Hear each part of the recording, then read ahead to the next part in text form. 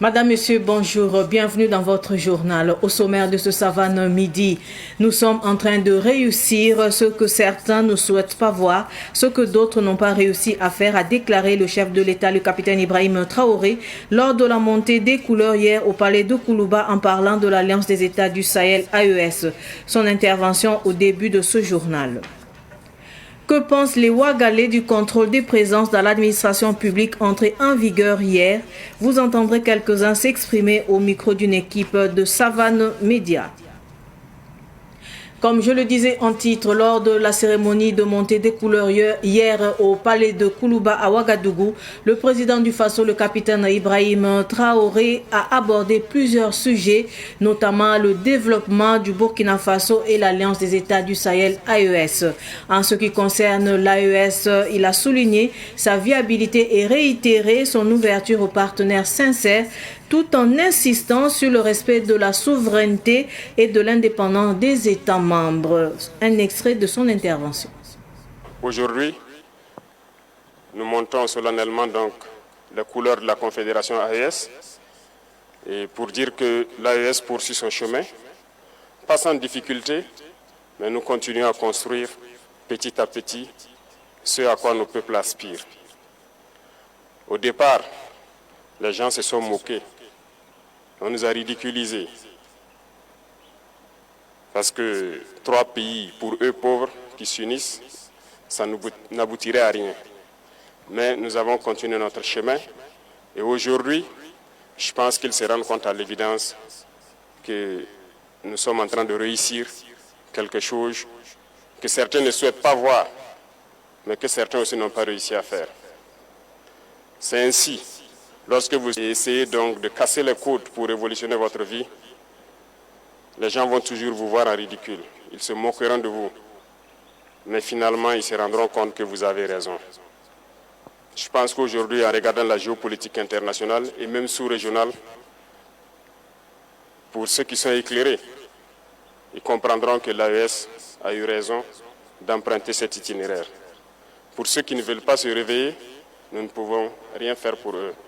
Ils resteront toujours dans leur sommeil, mais nous continuerons à évoluer.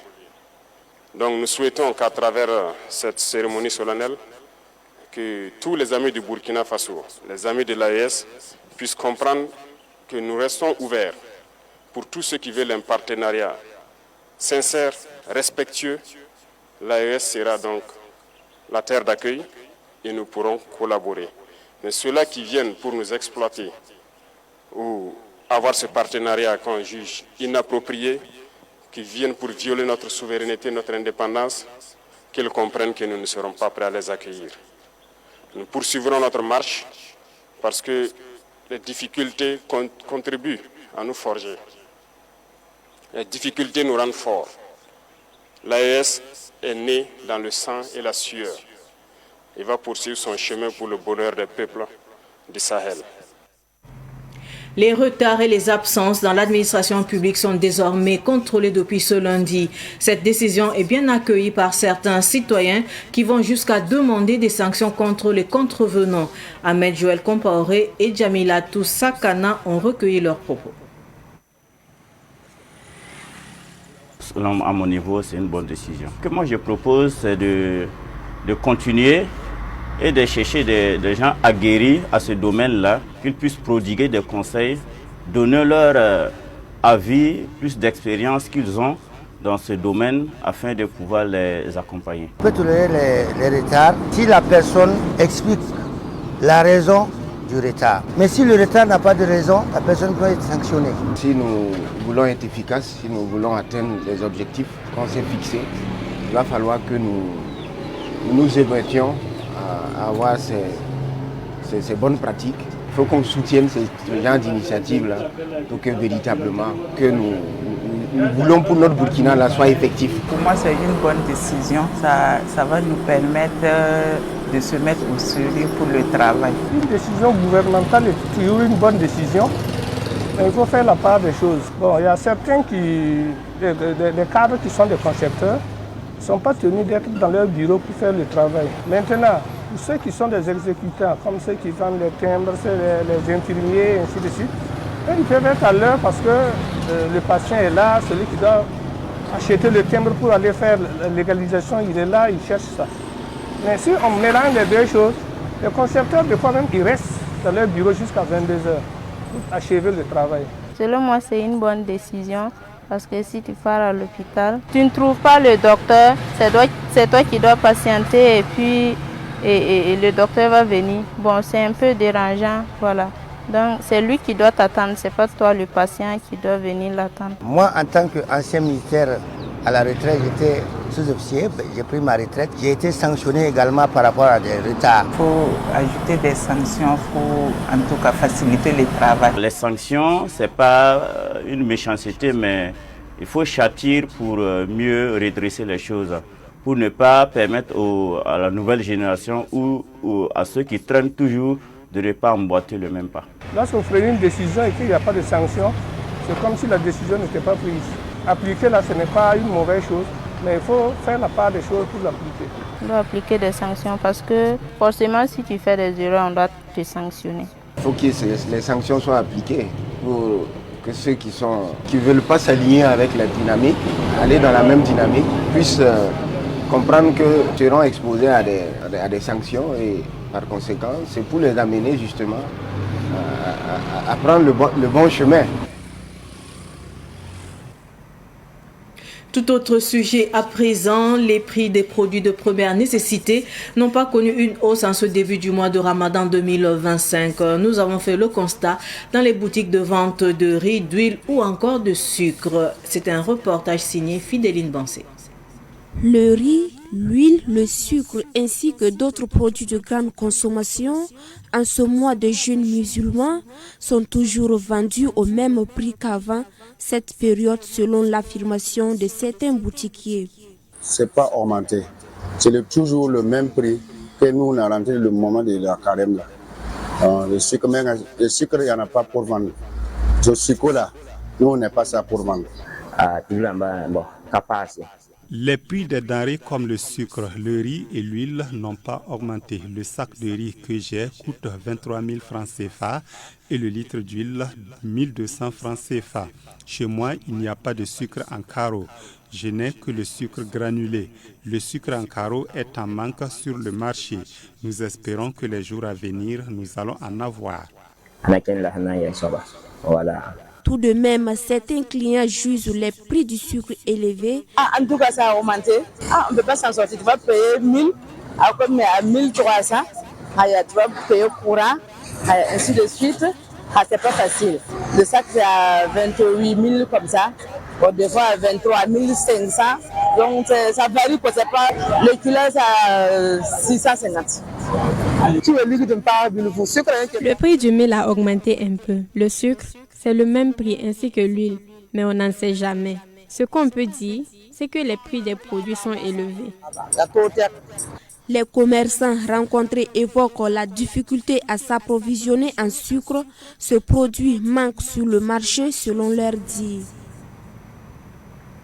Danse, gastronomie et arts vestimentaires ont plongé les festivaliers au cœur des traditions de la région du sud-ouest du Burkina Faso. Une immersion culturelle dénommée Ambiance du Sud-Ouest. Premier du genre, ce festival a attiré pendant 3 jours des filles et fils de la région du sud-ouest dans la commune de Saba près de Ouagadougou. Daouda Yameogo nous en parle. C'est la culture de la région du Sud-Ouest, sous toutes ses facettes, qui s'est laissée découvrir à la première édition du festival Ambiance du Sud-Ouest. Une véritable immersion dans le patrimoine des Dagara et Lobi, des ethnies majoritaires de la région du Sud-Ouest du Burkina Faso.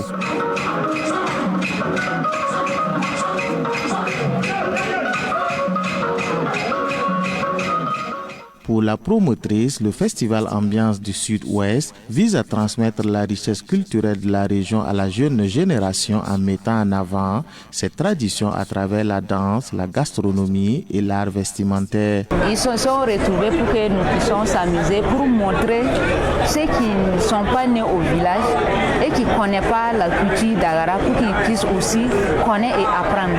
Durant ces 3 jours, on a préparé du dolo, il y a jojo, et il y a 500 beignets, voilà, il y a la viande, du porc et aussi il y a le sel de défense. Le festival Ambiance du Sud-Ouest a démontré l'importance de préserver et de célébrer les traditions et cultures selon le parrain de l'événement. Pour lui, ce festival va renforcer les liens entre les filles et les fils du Sud-Ouest. C'est les trouvailles entre fils et filles de la sous-région, du Sud-Ouest, mais aussi avec nos parents et nos amis et tout ce qui est burkinabé, de Ouaga et de la diaspora, et tout ce qui se trouve à Ouagadougou pour magnifier encore un moment de culture, la culture d'Agara.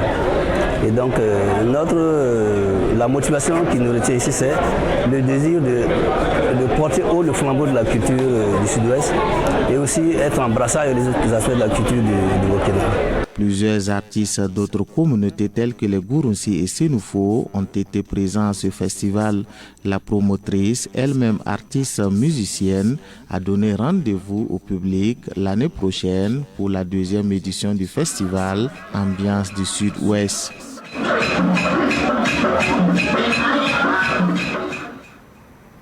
Suite de ce journal, après Ouagadougou, Bobo-Dioulasso et Koudougou, le groupe IKS compte organiser un panel le 12 avril 2025 à Tenkodogo et un autre le 10 mai 2025 à Waïgouya. Ces panels auront pour thème apport de la culture et de la littérature à la nation en temps de guerre. Pour réussir ces 2 événements, les organisateurs sont allés demander la semaine dernière au Dima du Yatenga et de Tenkodogo de présider ces 2 panels. Nestor Kwama, ambassadeur de paix, revient sur l'objet de ces déplacements au micro de Ruben Wilson Kodjo.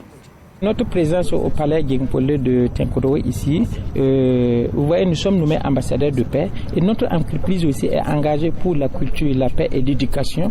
Rien de plus que de passer voir Sa Majesté et demander sa bénédiction pour les activités que nous allons mener. Et surtout à Tenkodogo, ici, nous devons mener des activités. C'est bien que nous venons prendre ses conseils et ses bénédictions pour pouvoir faire notre travail de paix. Sa Majesté était très content jusqu'à vraiment nous-mêmes, vraiment, ça nous est trop surpris, voilà, de cette bonne mine qui nous est réservée. Nous faisons une activité qu'on fait le tour, une activité genre panel littéraire qu'on fait le tour pour parler de livres et puis parler de la culture aussi. Et certainement, nous sommes en temps de guerre, donc nous ne pouvons pas s'asseoir. Donc, les activités à venir, nous allons parler de notre panel. Parlons à présent des communautés africaines vivant au Burkina Faso. Parmi les communautés maliennes vivant au Burkina Faso, il y a les Jina Dogon.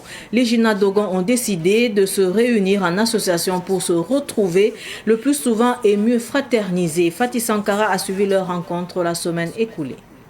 Chaque année, les Jina Dogon célèbrent leur culture à travers des journées culturelles. Ils se sont réunis en association cette année pour mener leurs activités culturelles. Notre première fois d'organiser l'association et présenter même l'association dans la ville de Ouagadougou. On a invité les familles Dogon et montré comment la famille Dogon, les ethnies Dogon vivaient à Ouagadougou, au Burkina Faso.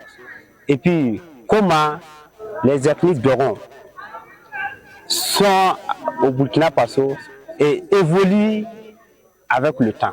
Donc on a fait notre association pour montrer que voilà, en cas de problème, en cas de truc, voilà, il faut s'aider.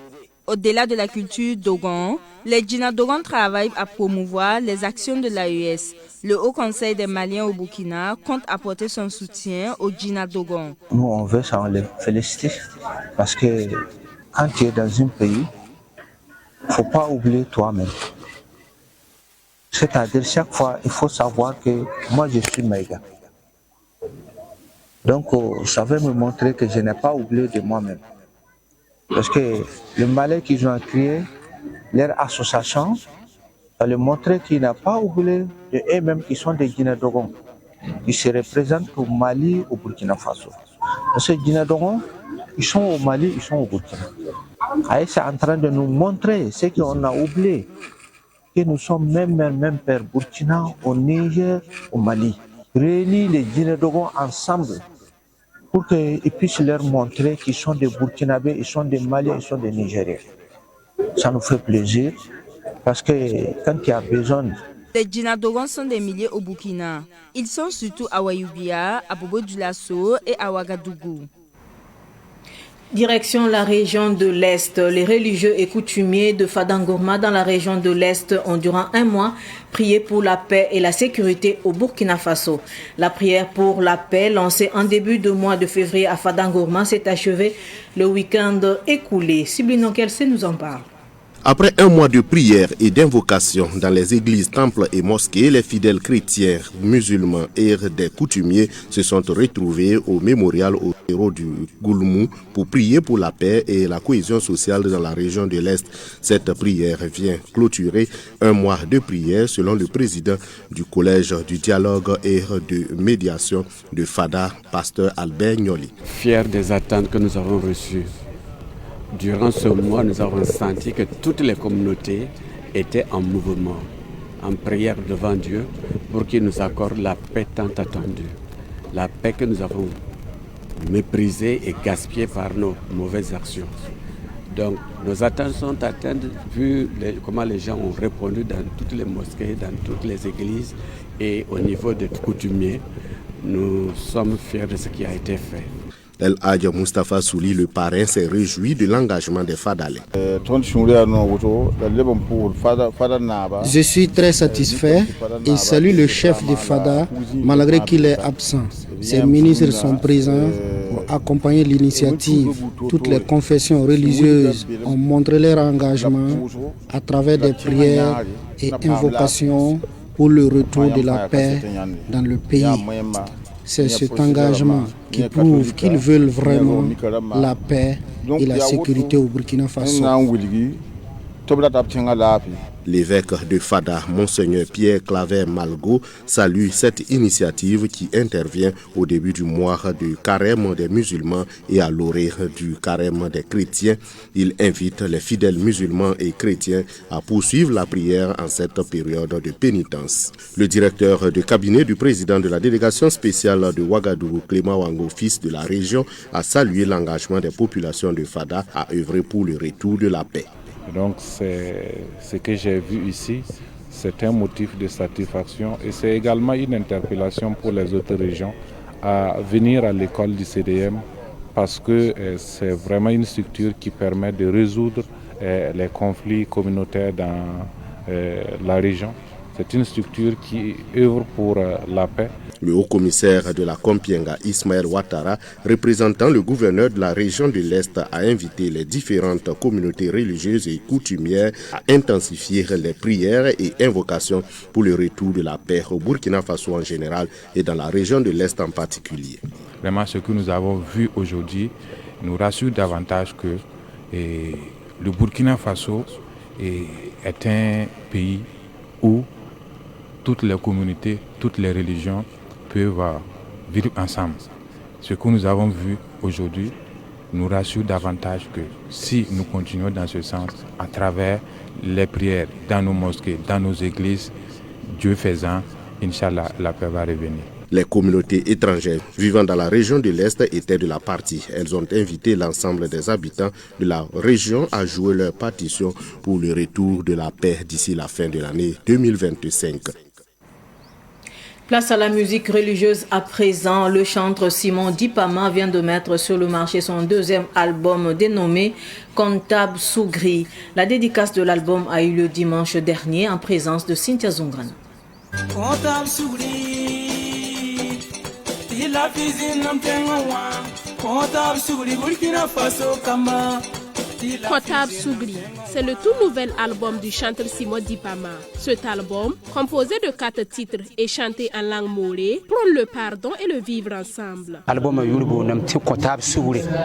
J'ai baptisé l'album Kontab Sougri, qui veut dire pardonner. Quand on parle du pardon, c'est quelque chose de très grand, car là où il y a le pardon, il y a la paix et la vie. C'est pour cette raison que j'ai fait cet album pour appeler tous les Burkinabés à cultiver le pardon afin de pouvoir vivre en paix. Pour la marraine de la dédicace, Nadège Konseibo, accompagner le chanteur Simon Dipama est un devoir, car le thème de l'œuvre est interpellateur. Il faut dire que le message de l'album, c'est des messages très forts, des messages de pardon. Donc pour moi, c'est des mots d'encouragement à persévérer dans cette lancée. C'est un engagement qu'on a pris dès le début et on sera toujours disponible à l'accompagner. Le père spirituel du chantre, le pasteur Maurice Bari, apprécie positivement cette œuvre et encourage le chantre à persévérer. J'ai une bonne appréciation parce que non seulement le titre est très important, parlant du pardon. Nous tous on a besoin du pardon. Le conseil que j'ai à lui prodiguer, c'est d'avoir le courage et aussi d'approfondir sa connaissance dans la parole de Dieu. Ça pourra l'aider à bien faire son travail de louange. L'album Kontab Sougri du chanteur Simon Dipama est disponible en clé USB.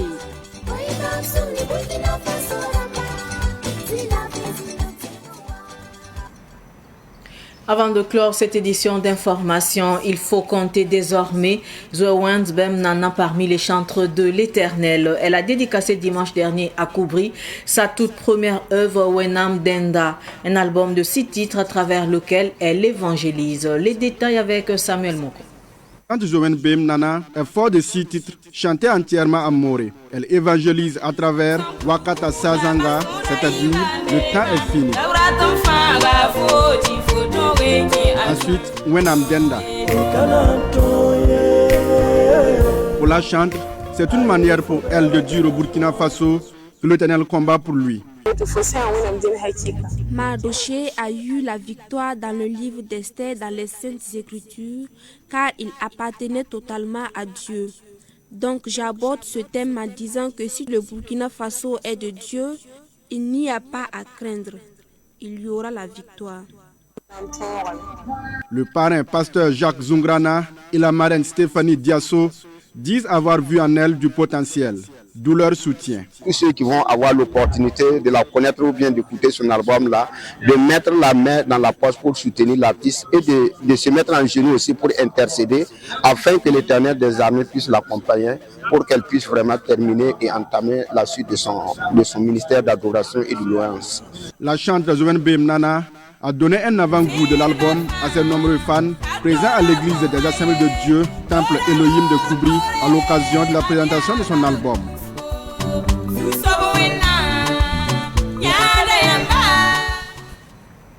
C'est sur cette note musicale que s'achève cette édition d'information. Merci de rester fidèle au programme de Savane TV. Au revoir.